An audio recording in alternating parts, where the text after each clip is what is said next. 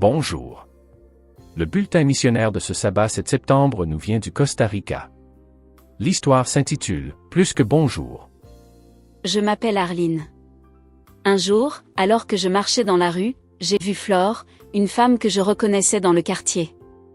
En tant qu'ancien officier de police, je connaissais bien les difficultés de Flore, elle était prête à vendre n'importe quoi pour nourrir sa dépendance à la drogue et à l'alcool.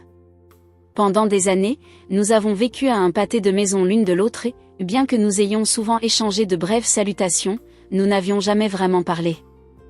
Mais ce jour-là, quelque chose en moi m'a poussé à faire plus que simplement dire bonjour. Je me suis arrêtée et je lui ai demandé « Comment allez-vous ? Comment va ta vie ?»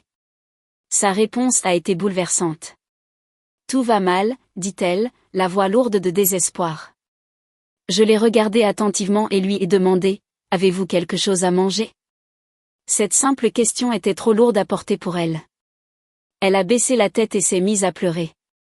Je me rendais au magasin et j'ai décidé de lui acheter de la nourriture. Sur le chemin du retour, je me suis arrêtée chez elle et lui ai laissé un sac de riz, des haricots et quelques morceaux de poulet. C'était un petit geste, mais j'espérais qu'il ferait la différence. Le lendemain, alors que je passais devant la banque, j'ai croisé mon pasteur. Il avait un sac de nourriture avec lui, du riz, des haricots, de l'huile, de la farine et d'autres produits de première nécessité. « J'ai un peu de nourriture ici, » a-t-il dit. « Connaissez-vous quelqu'un qui en a besoin ? » ?»« Oui, » répondis-je sans hésiter. « J'ai une voisine qui n'a rien à manger. »« Prends ceci et donne-le lui, » me dit-il en me tendant le sac. Je l'invitai à venir avec moi. Tu verras où elle habite. Nous avons donc marché ensemble jusqu'à la maison de Flore. Lorsque nous lui avons remis la nourriture, elle était très reconnaissante. Pendant que nous parlions, je me suis sentie poussée à lui demander si elle aimerait étudier la Bible.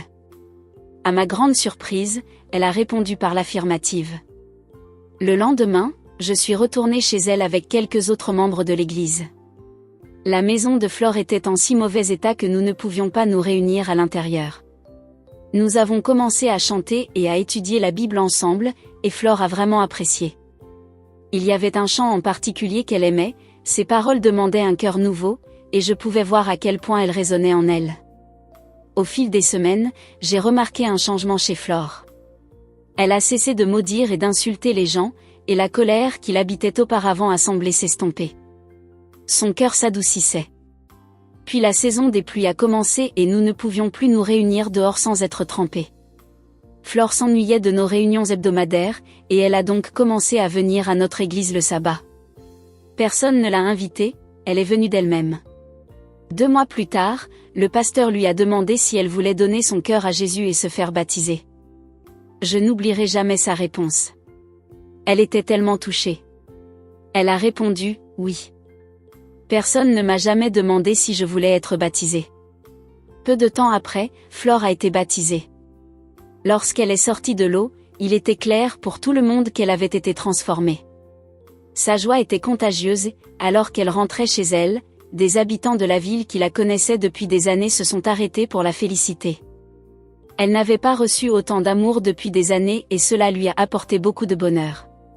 Plusieurs mois se sont écoulés depuis son baptême, et Flore reste un membre fidèle de notre Église. Elle dit souvent « Je remercie Dieu pour ma nouvelle vie.